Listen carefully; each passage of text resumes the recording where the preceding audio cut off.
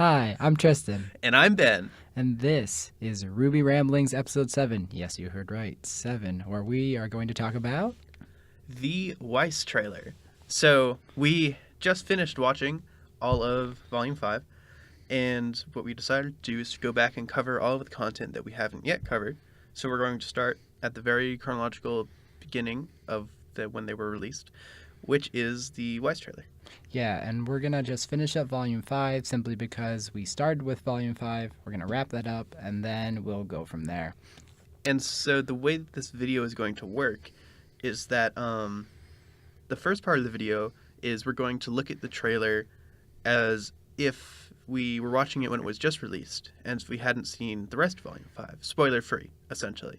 And then after that, if there's anything further to discuss in the context of having already seen Volume 5, we'll talk about that. And we will let you know in the description when the timestamps of that transition will be. Indeed, and if we, while going through it, decide that there's something from our non-spoiler conversation that we feel might be a bit too spoilery, we'll get rid of it and go from there.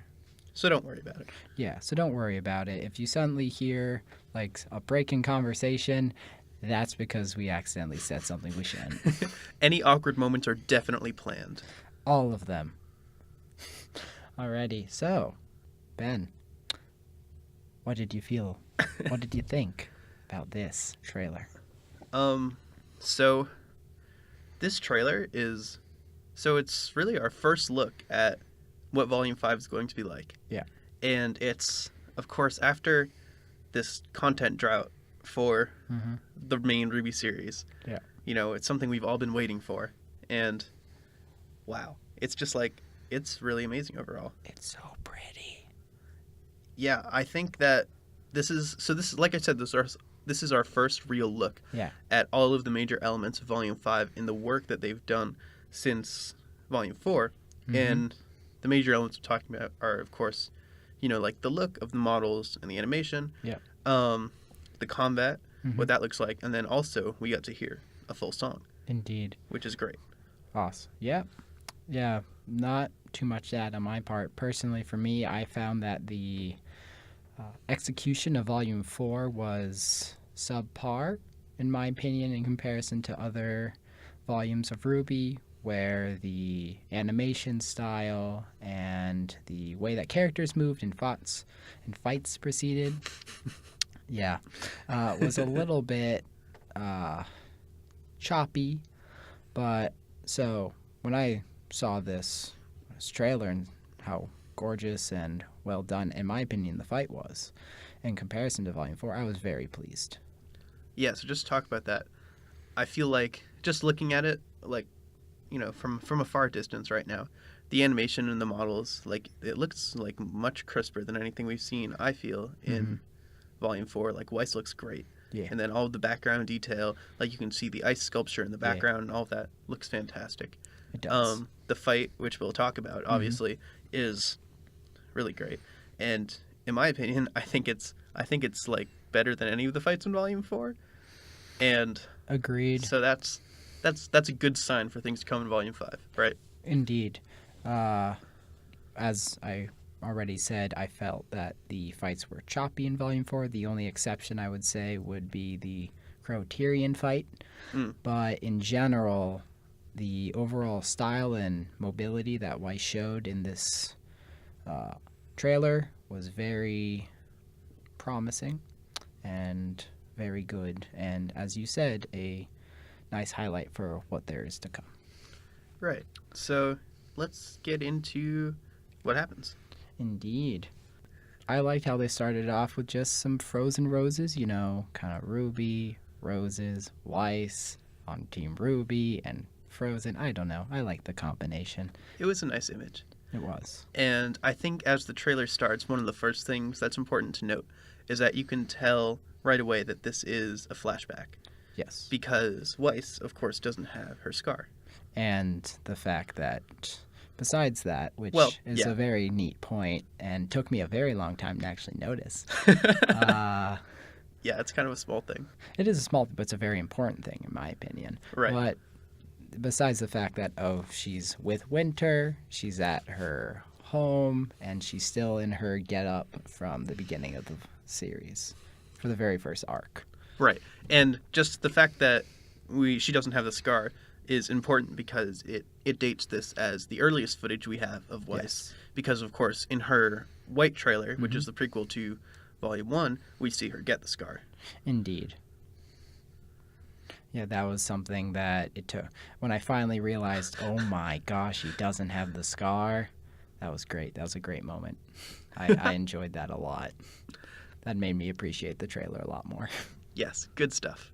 Indeed. All right, so much of this trailer is obviously the fight. Yes, and in my opinion, the song as well. And the song. So let's talk about how it begins. Beginning of the fight, Mm-hmm. Weiss steps in to the center of this garden-esque area, courtyard kind of esque area. You know, some rich people space. I don't know. Some rich people, Schnee space. And then suddenly a gust of cold wind surrounds her in a semi-sphere-like manner. I was about to quote Frozen at you. Oh no. The wind is howling like the frozen storm inside, and I was like, which Rwby song is that from? I was like, oh wait. Uh-huh.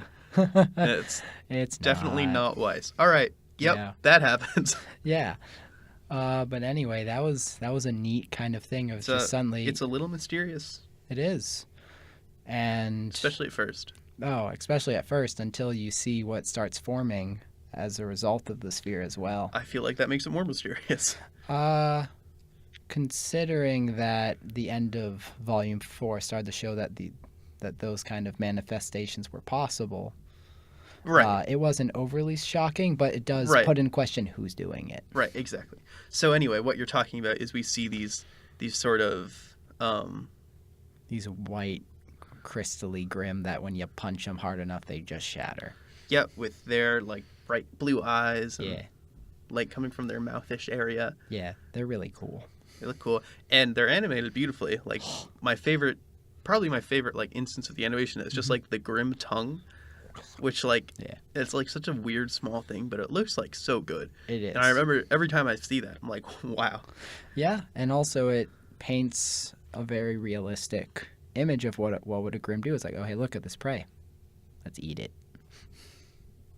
Moving on to then when the first grim leaps out, attacks, and also kind of messes with the song a little bit, but that's fine. And Weiss proceeds to start stabbing and beating the crud out of all of them. Yeah, and it's really great to see this style of fighting. To me, the what we see throughout this fight, with like the limbs getting removed and things like that, it's very reminiscent of the Red trailer, which is the other time when we saw rampant dismemberment. Yes. And it was just like, it's a good thing to see again. Yeah, and also it really highlights Weiss's fighting style of kind of jumping around using her glyphs as her and mobility and getting distance and charging up abilities is kind of how she functions, and I think it showed that very well. Yeah. And as you see later, also how it limits her. Mm-hmm. Right. But yeah, moving on, do you want to talk about the song or during this portion, or do you also want to continue talking about some of the fighting elements? Yeah, we could talk about the song a little bit and come back to the fighting, because of course it's going on during this whole... Yeah. So some of the interesting stuff from the song is that it's talking about how there's this void and how something is lost and darkness is coming in, and you can imagine that that's partially suddenly there's these grim and all that other stuff, but it also speaks to Weiss's character and potentially what she's kind of feeling at that point in time. And that's... despite being part of, the Volume 5 soundtrack, as strange as that is to say, because it's a Volume 5 trailer, the song seems to mostly be about what we know about Weiss, right? About how she has been in the past, how she's lived like such this lonely, isolated life, even though she has been like living with her family, as we saw a part of in Volume 4 when she was trapped, or when she was brought back to her home. We know that things are kind of a mess there. Mm-hmm. So yeah. Yeah, and I think that's a little bit highlighted by some of the lines, especially when it seems like some of them it's like the cold grows in my soul that's consuming me. And A little edgy. Yeah, a little bit. Or angsty, I guess is a better word. Yeah. It's interesting that, if I'm not mistaken, that line is spoken when she does the fire. She does that little fire burst at them all. Yes. And then all the icicles start to melt as well. Yes. On that note, good to see some dust usage. Mm-hmm. You know, that doesn't come up enough. And also the icicle melting shot. Yeah. Was they lingered on that for a couple seconds. They did. So I'm thinking definitely some symbolism there. Mm-hmm. Perhaps, you know, Weiss being the Ice Queen. Yeah. Maybe that is some symbolism for her character arc of her slowly opening up to people, you know. Maybe. Or that's what I got from it. I was also kind of thinking that after she did that, she was kind of looking pretty happy with herself, like looking at everyone like, oh man, you did so good, and that she was feeling like kind of smug and proud of herself a little bit. So I kind of thought maybe she was starting to have fun with it. Some of that was showing that her demeanor was starting to warm up. Right. Yeah, I know what you mean. Yeah. And on that same note, I think something that's really evident in this scene, particularly in this whole fight, is that, well, we know it's a flashback. Yeah. And we can see that sort of in Weiss's fighting style. It's very, like, playful and almost, like, juvenile. Yeah. More so than, you know, how we see her otherwise, for the most part. Because in this one, she's very, like... I mean, she dances around normally. Yes. But she's, like, you know, doing the twirls, and she has, like, the smug looks and all things like that. I agree. It seems like she takes a bit more... of a lax, maybe not lax, but much more stylistic and kind of almost more so around dance than combat kind of feel with how she was moving around in this trailer. Right, and I mean, as we eventually see, this is probably what, you know, Winter was trying to train her against. Probably, because it ended up causing a few problems, probably tired her out a little bit more than necessary. Yeah, and I mean, that kind of plays in with the whole theme of all of the volumes that we've seen so far, where, like, you know, they go in, they're sort of still children, right? And they sort of are taking things lightly, as we see, you know, in the first couple of volumes, and then all of a sudden things get serious, and that's what Winter is trying to prepare her for. This is true. And that message comes up, you know, over and over throughout the preceding volumes. Indeed. Alrighty. So, in addition to that, I mean, in general, I felt that she did a pretty good job fighting the first wave and also the second wave of, she did a pretty good job in general. Creatures. Yeah, I thought she did pretty good. Her usage of glyphs, as always, has been pretty fun to watch, where she gets these platforms in midair, jumps off things. My personal favorite was probably when she used a platform off a Grim, where she had it so it was right in front of the Grim's face, so she had to stab it and then jump off. It was cool to see how she's using them and learning to use them. One minor detail that I just wanted to mention is that one move that she uses, it's kind of reminiscent of, and this probably doesn't have any significance at all, but it's in Ozpin's brief fight with Cinder that we see in Volume 3, he does, like, the multi-stab thing. It's like, yeah, and how she kind of did that, Weiss too. kind of does that, obviously, like, not as fast or anything, but no, I mean, but yeah, it was just cool to see. Not that it probably, like, signifies anything, but it was just reminded me of it. Okay. I think it was more of just kind of her fencing-esque style that kind of That's not led a great to way that. to fence. But I mean, it's not a great way to fence, but all those jab motions are kind of something that you would see in fencing style. That's very much what she does, because not totally, but you know, because she's trained to be formal and elegant. Yes. And her fencing is kind of a representation of that in sword fighting. So yes, I agree. And then, interestingly, the line where the enemies, the second wave, started showing up after she burned the first one down. In the song, their enemies surround me, but The worst appear as friends. thank you, yes. I could not read my handwriting. It's okay. Yeah, and of course we saw that in Volume 4 with her little brother Indeed. being the primary example of that. Very much so. So that is probably what we're talking about here. And also, I feel it somewhat also shows her general cold demeanor she had in the very first volume. Right, and she is very mistrustful, from the start. I mean, Ice Queen and all that. Yeah. I mean, there's a reason. It's justifiable, as we Yes. see in Volume 4. Mm-hmm. But, yeah, you're right. Alrighty.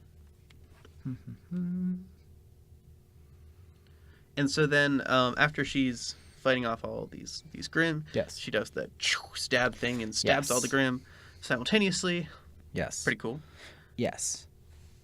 Noticeably, though, she's already out of it at this point, kind of. She's panting a little bit after she does that move, and you can you're notice that she kind of looks downcast after that. And interestingly, at that point in the song, it's kind of when it's talking about how she doesn't really necessarily trust people and that she's having difficulty with her own identity. And Surprise. So I was kind of wondering if at that point she was maybe either losing focus or getting tired, or because that was kind of the transition in when she was doing well in the engagement. Right. Was right after that. I'm not sure if that was due to fatigue or due to her starting feeling doubtful about herself. Okay. That's because fair. I hadn't really thought about that. Because she had been using a whole bunch of different moves and stuff, but all those moves to some degree have been taught to her in a way that maybe isn't her own style. It's kind of that, oh, do this, do that, do this. Oh, that's an interesting perspective, right? And she was expected to do these things, and then when at the end she realizes, wait, what am I doing? Like, what is my role? Like, where am I in what all is of my purpose? Like, where is me in all this stuff I just did? That's actually a pretty interesting point, because like we were talking about, what we see in her fighting style here, it's very like flashy and almost like a performance, right? It is. Which is, of course, a big part of what her family makes her do is, Correct. do the singing, etc., that we've seen. Yes. So, yeah, maybe that's an interesting thing to consider. All right. But you're right. Yeah, that is the point in the fight where things start going not her way, when the Grimm disappear and these snowdrifts start whacking her. I'm gonna be honest. I was trying real hard to figure out what the heck that was, and I still don't have much of an answer. I mean, they're just like snowdrifts. Yeah, but they were very well aimed. Yeah, well. And kind of fast. And yeah, I mean, dang. Dang, indeed. As It was we just will see soon. It was a whack. Disarmed. More Grimm. Oof. Yeah, so she gets disarmed because she doesn't deal well with non-enemies hitting her rapidly. I don't know. I don't know what she was supposed to do there, except maybe dodge them.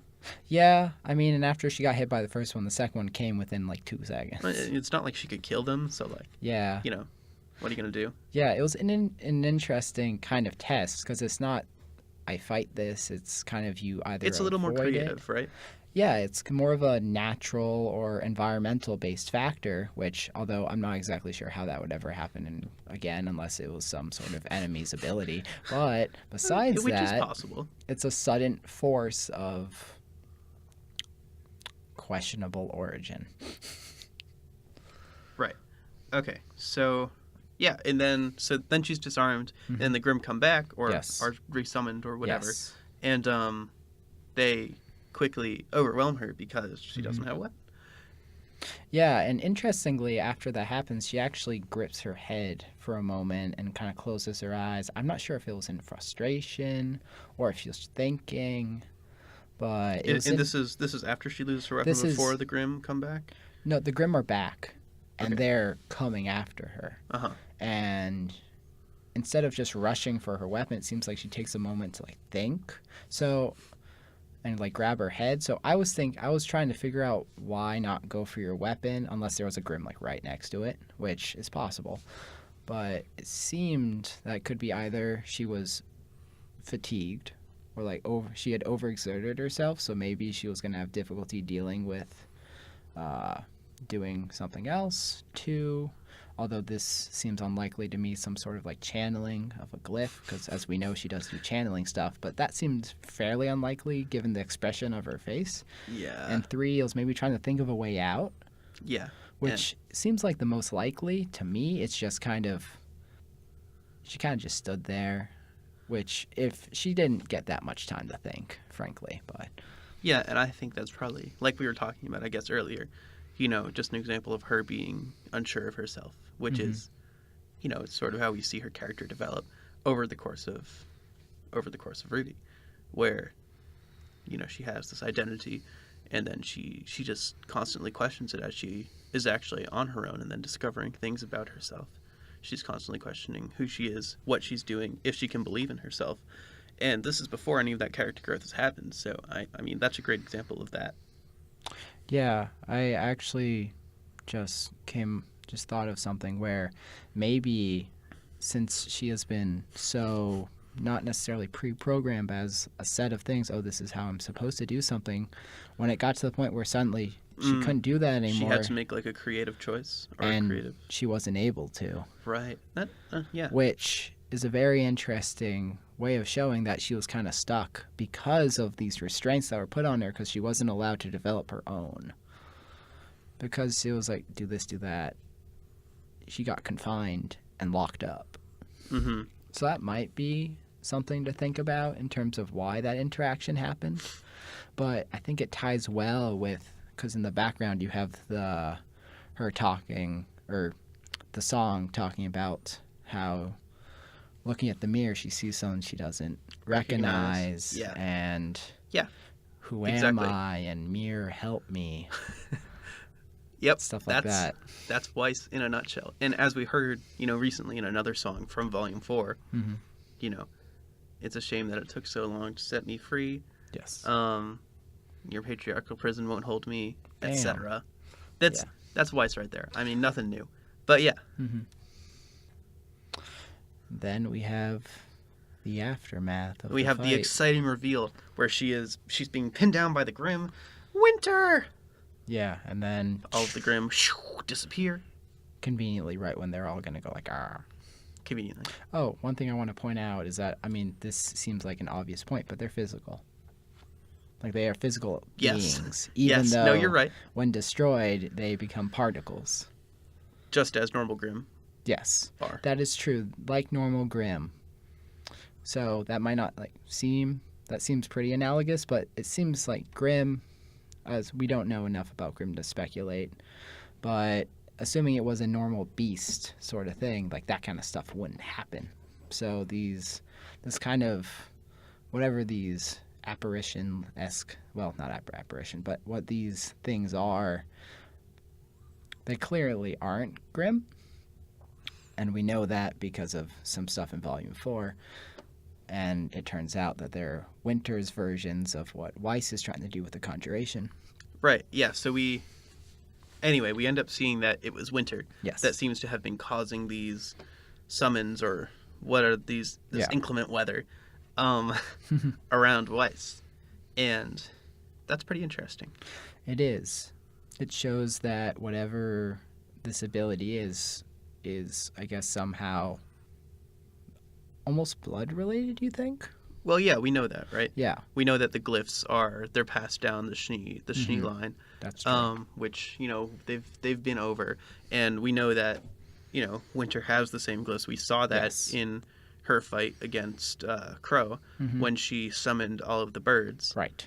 This is correct. That was the only other time, I believe, that we've seen Winter use her abilities. Summon something. Yeah. So it's interesting that we get to see more of that, because this Schnee power is very mysterious. Yes. Because, well, I don't know. It's different, explicitly different than other semblance is, because partially of it being like genetic mostly, Yes. because we know semblances aren't really like that in general, at least from what we've seen. Oh, yes. So it's just an interesting thing that we don't know much about, and I hope we learn more about it and how the summoning works. And I think we're going to see more of Weiss's summoning in the future because we've already seen how it's like developing as part of her arc, Yeah. right? I mean, I certainly would hope so, considering you have the tease at the end of Volume 4, and now you have the tease of this trailer about, hey, look, they can really do it. Oh yeah, summoning. Yeah, look, hey, summoning. This might But be important. the weather though, Yeah. that's not anything we've seen from Glyphs before. No, it's not, which is a very interesting thing to bring up, because it also seemed like that part of the weather itself was what, like, within the weather, the Grimm appeared. Right. So it makes you kind of wonder if maybe these kind of conjurations can occur. Like the Schnee has these abilities, but maybe they have different ways of doing it. Well, also, I think a little more obviously, like, what are weather powers reminiscent of? Oh. You think maiden stuff? I think maiden stuff is a pretty easy conclusion to draw from this because, I mean, if you notice at the end of the song, when when she goes, well, when the song goes, Yeah. who am I? Yeah. She says, Winter! You know, which is like the name of the maiden, because, like, the Winter Maiden. I mean, but Winter's name is also Winter. Yes, Winter's name is also Winter, and that's a, that could be a tip-off. Because, I'm just saying, Cinder Fall, follow me, Yeah. 2 and 2 is 4. But also, again, the whole weather power thing is the, that... Yeah. That's kind of the only place that we've really seen that. We haven't seen it in any of the glyphs. We know the glyphs can do a lot of interesting and cool stuff, like, as far as, like, time dilation and other strangely OP things. Do you think it could be dust related? Because Dust-related. Sneeze do use dust a lot. You're right. I guess that's possible, but I actually don't think so, because the way we see it form and dissipate, it's just... Could be a lot of dust. We don't see really any hints of that, and the way that it forms is kind of like, it's very, like, swirling and localized. It is. And it's not like what I would imagine from, like, a dust crystal, like, exploding Okay. into ice or something in I that, mean- that, or powder or whatever. I mean, But it's certainly possible, Yeah. especially given our location being, the Schnee yeah, household. indeed. I mean, I think that it's an interesting idea that it's possible that Winter is the Winter Maiden, although by that logic, why wouldn't Summer be the Summer Maiden? But that's actually a very different argument. And where's the character named Spring? Yeah. Later, maybe. Who knows, actually. But I don't feel that Winter is the Winter Maiden. Because Yeah, you got some hard evidence against that, I imagine. No. Because that whoever it is probably an Atlas, and the idea, I mean, it's possible it's Winter, but I have a feeling it's not.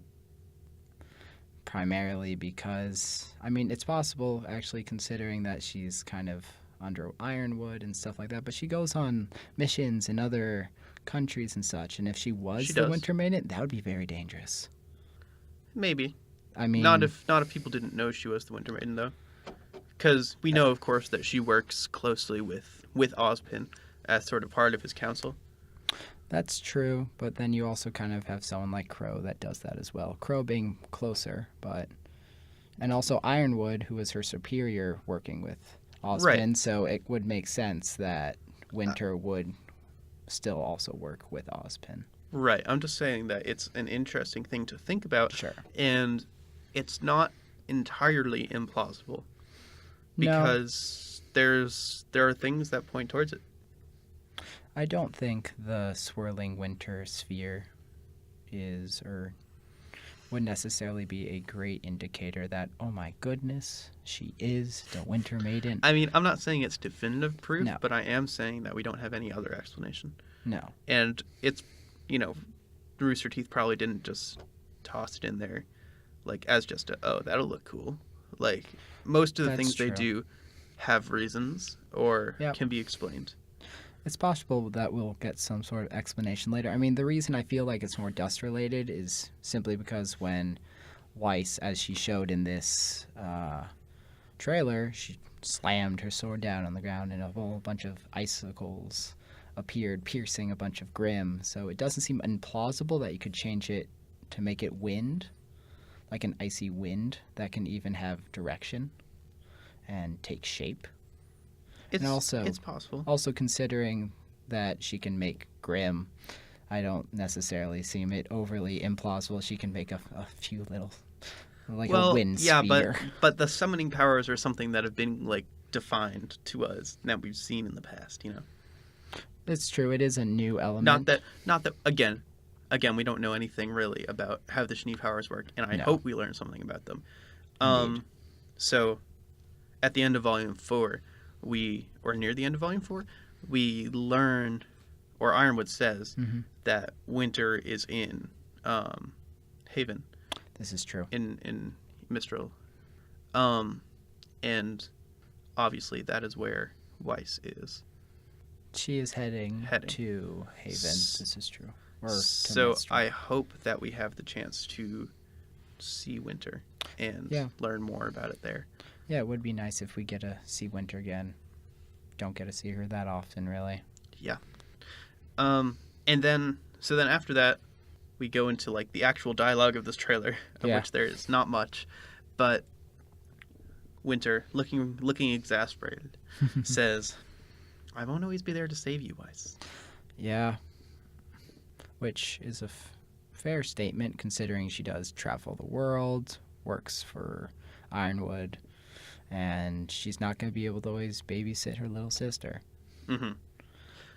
And then you'll have to get better if you ever want to leave. And downcast, Weiss responds that she will. I know, I will, yeah. Yeah. And so, I mean, after that, she sort of snaps out of this. This seems to be like a sort of like personal memory for her flashback, because we see her sort of like come to on the... One more thing I want to mention, is that the next line Winter says is that you'll have to if you want to leave. Yes, right.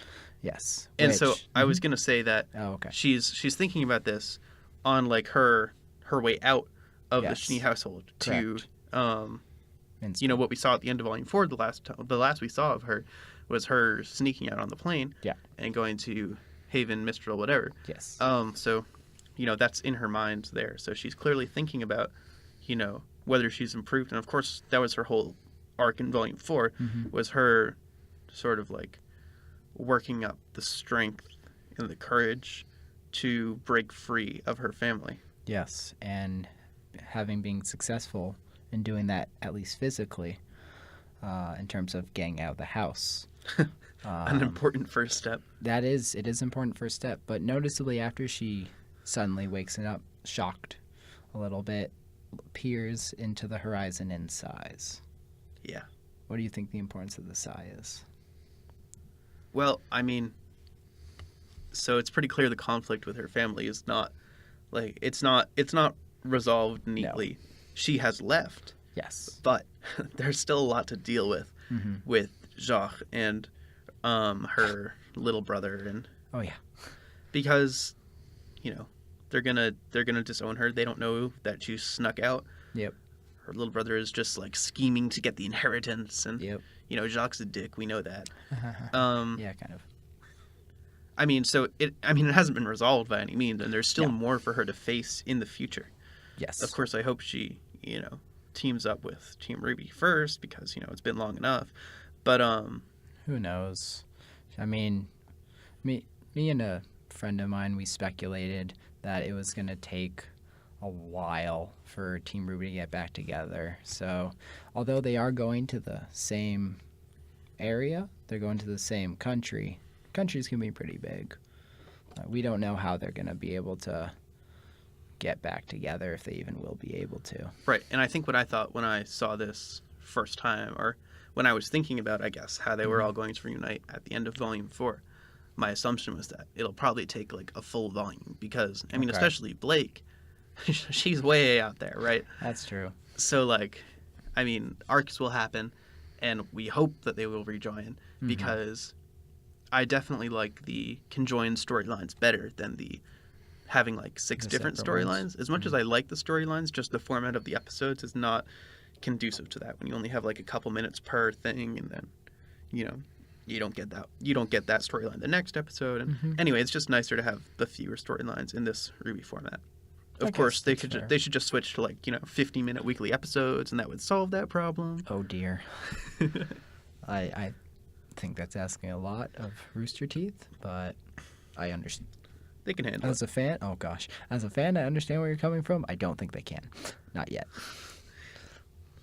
But anyway, anything else? My opinion on kind of what that sigh was since that whole little ending kind of ended, I mean, right before Weiss called out for Winter, the song was playing, and it was talking kind of about her doubt in her personal abilities and her own personality, or her personal abilities as we discussed in terms of how she was pausing and having difficulty, and then her personality in terms of the song. So I kind of felt like that sigh was either a sign of doubt of the statement of when you leave you will have to be, and she's left, and right. Kind of maybe a small sign of either doubt that she's not, or, as you were mentioning, that there are still things left to do when she goes back. Right. And I mean, to be fair, she's just made a very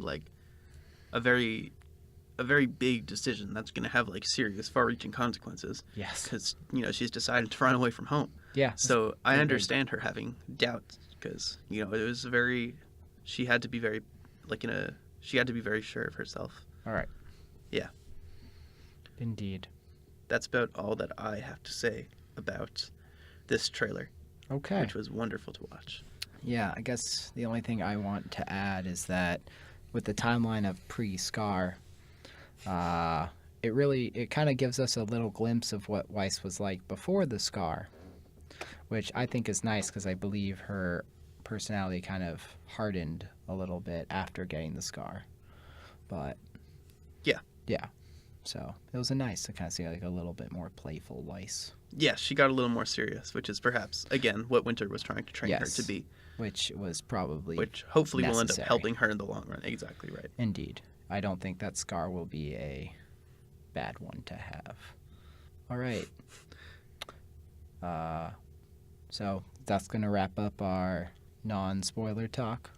Yeah, so that's all that we have to say about the trailer as if we had just seen it without spoilers. Yes.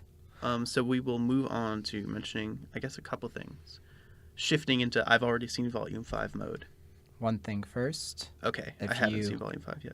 Okay, you still haven't seen Volume 5. Don't. But thank you for listening. Yes. If you have not seen Volume 5, since we are about to talk about the rest of Volume 5, please stop here.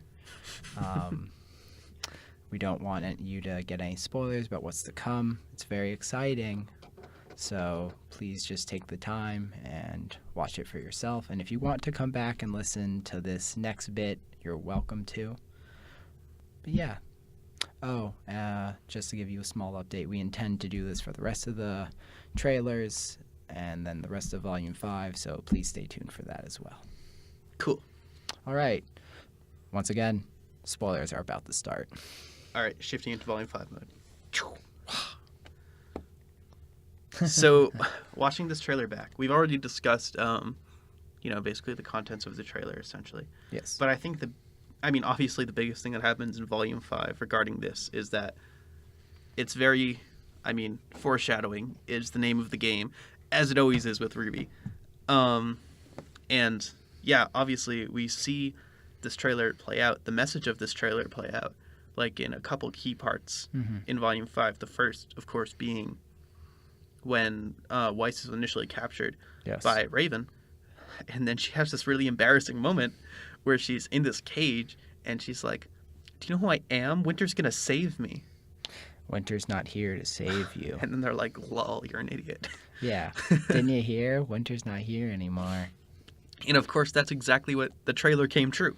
Yes. That's exactly what she was talking about. Weiss is on her own. And I mean, even though she's gone through this growth, like you could see that she was still, she still kind of had Winter as a crutch Yes. that she was relying on. Yes. And she is going to have to find her own way out of that. And obviously she does. She does. But, yes, that's the first time that comes up. Okay. One thing I want to point out Mhm. is that comparing her fighting style from the trailer to how she fought the Queen Lancer, you can see a pretty cool thing in terms of how she has the soldier start jumping around and doing a whole bunch of things that she would normally want to do, and that she has to focus entirely kind of on the soldier's ability to do stuff.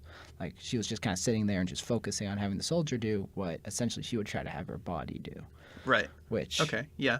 really cool. That she's implementing her personal kind of stylized strategy in the things that she creates. Yeah, that is cool. And then, I mean, just on that same note, I guess, later on when we see her fighting in the Vernal fight, Yes. as I mentioned in our episode review of that episode, Uh-huh. it's very reminiscent to me of this trailer. Yes. Her fighting style and the same shots, how she's leaping around. Of course, that's how she fights. Mhm. But, yeah. So then going back to how the other time when this trailer is relevant is, of course, again, in the Vernal fight, Yes. when she gets impaled.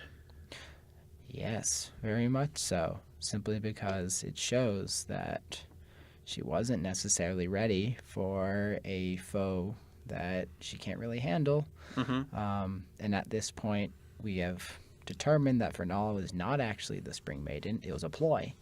And that she's actually just a well-trained fighter. And it really shows the crutches that Weiss's fighting style kind of has, where she has to channel these abilities, which that may take a lot out of her and other things like that.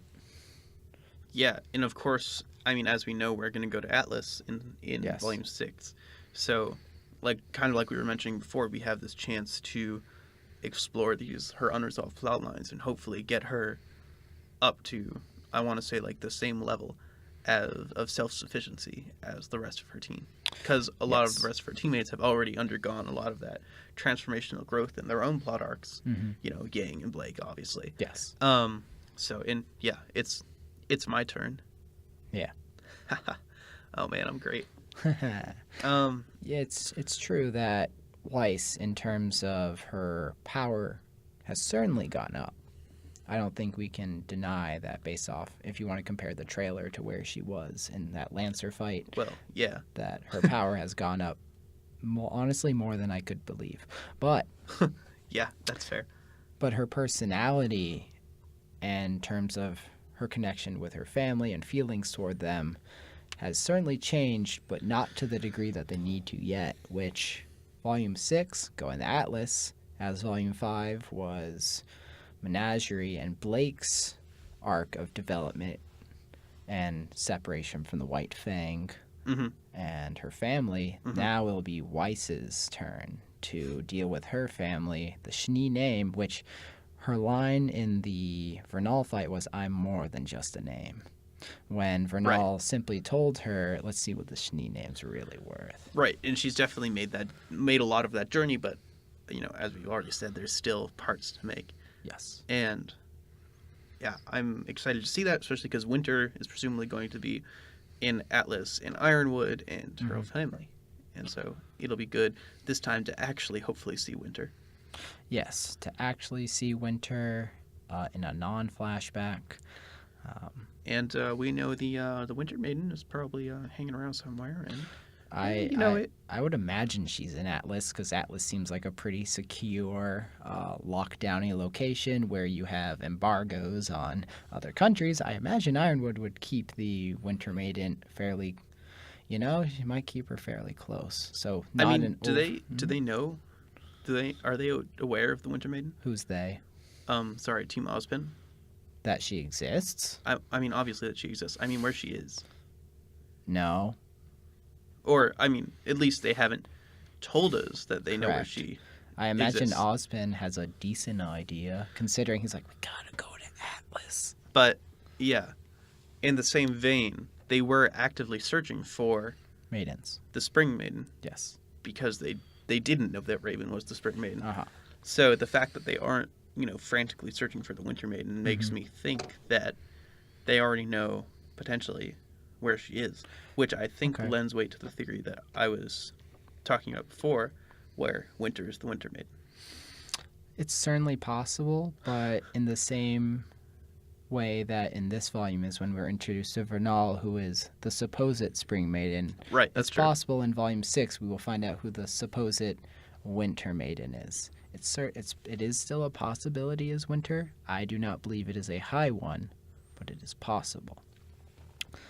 What else did I want to say? I had something. I lost it. I have some more things to say if you want. Go for it. I'll try to remember.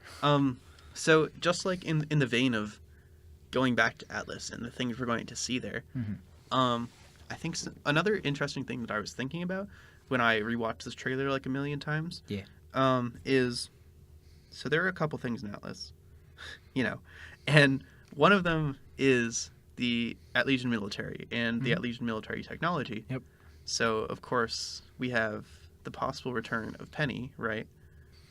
Or a Penny-like. Or another Penny android. Yes. And thinking about that, I was reading a little bit about the Maidens and stuff. Sure. And I just remembered, or I read about this and, it came up in my mind that when they were holding Amber in Beacon, their plan initially, before Cinder screws it up, is that they're going to transfer the power to Pyrrha. Yes. By locking her in these weird, aura transfer tubes. Yeah.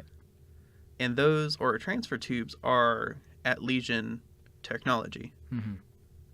And so it's just, I think there are a lot of questions that maybe we haven't really come up in a while or haven't really been explored about what the Atlas military, what Ironwood, because he runs the military. Yeah. And he's also the headmaster. Yeah. Is up to, because they've got this weird experimental tech. Yep. We saw that one shot that one time of Penny's creator. Yep. Who I assume has a good chance of coming up in Volume 6 if they choose to explore this route.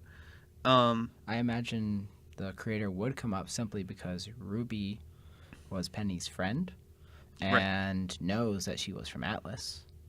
So, and if there's anyone who has a possibility of bringing Penny back or would care that Penny was gone, it would be someone in Atlas. So I have a feeling that story arc will be explored. And I hope it is, because that's really interesting.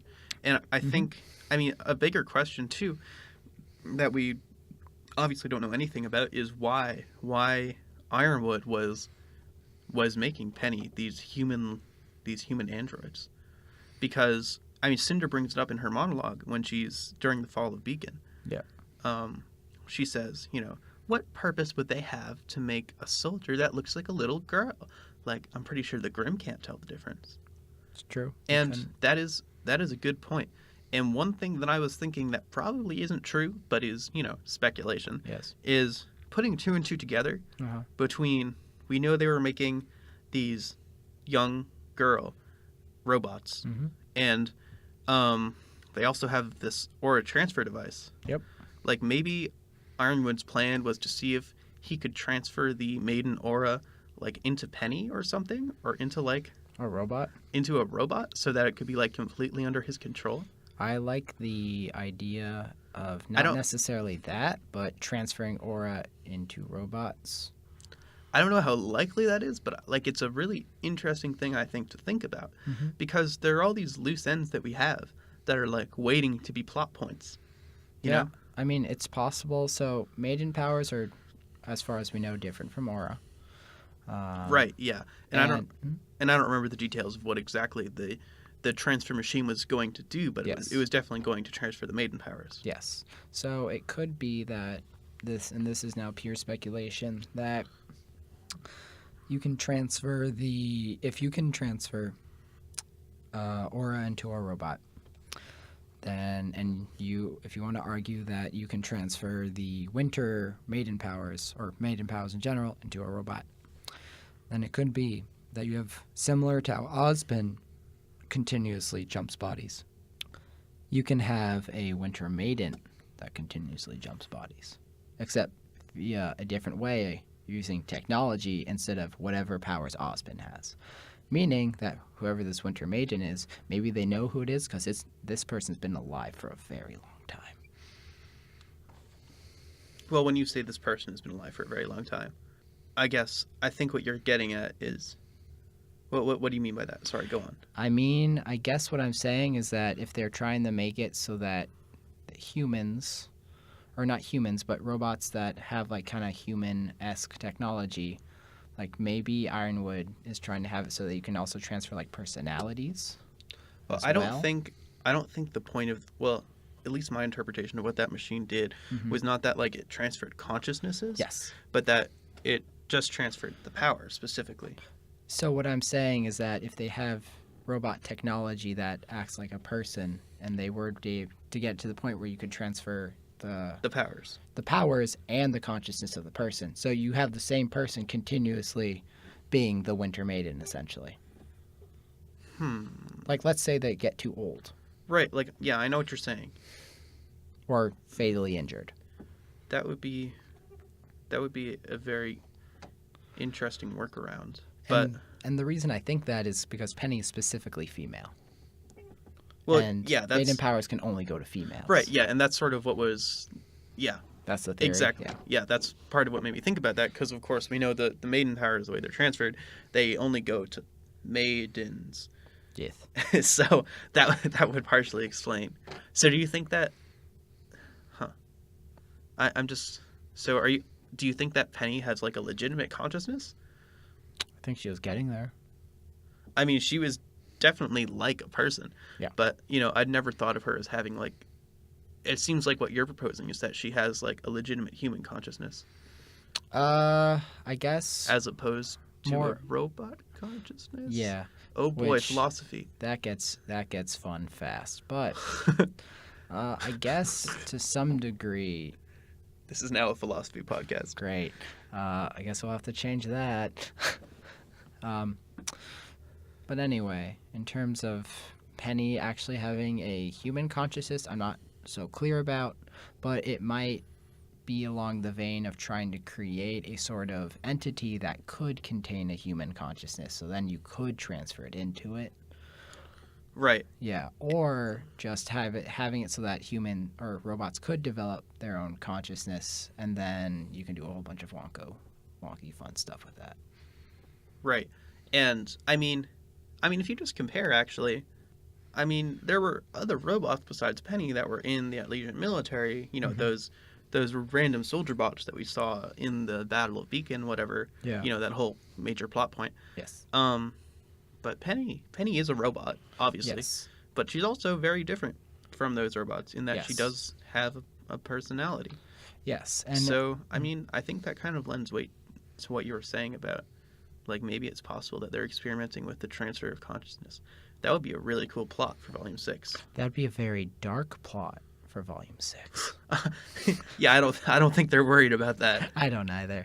I think hey, look, it's another multiple of 3. What's going to happen? Probably something very drastic and terrifying. Yes, it is a conclusion volume to this arc, presumably. Yes. So, yeah, something is going to happen, and it's going to be really exciting, I imagine. Yeah. I mean, Atlas is currently arguably the most secure place on the world, according to some people. And I'm curious to see if that's going to change. Now, that's probably going to correspond with how the characters respond and maybe how Weiss develops, because I imagine if Atlas is in trouble, the Schnee family is in trouble because of how connected the two seem to be. Right. So it'll be very interesting to see how Weiss continues to evolve, considering that this trailer was an interesting moment of show how much she has come so far, and then how this volume shows where she needs to grow. Is there anything else you would like to add to what you can try to speculate on from this volume with knowledge from Volume 5, and also, I guess, the continuation where we're clearly going to Atlas, which is where Weiss just left? Wow, that's going to be a fun explanation. She's like, yeah, I ran away from home. So we're bringing you back? Yeah, that's fine. Oh, okay. Yeah, I think that's pretty much all of the major points of what I wanted to say about that. Okay.